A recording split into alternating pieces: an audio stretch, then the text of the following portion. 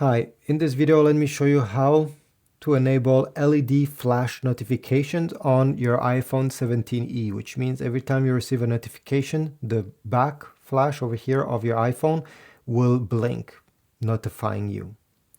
Step number one is to select settings. Tap on settings, go down, and you need to select accessibility. Now next we need to go down, and one of the options should be right over here, audio and visual. Tap on this, go down, and you get flash for alerts.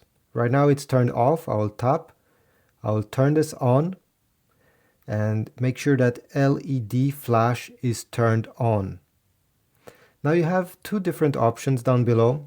Flash while on lock. So do you want this flash to blink when you receive a notification even if the screen is unlocked?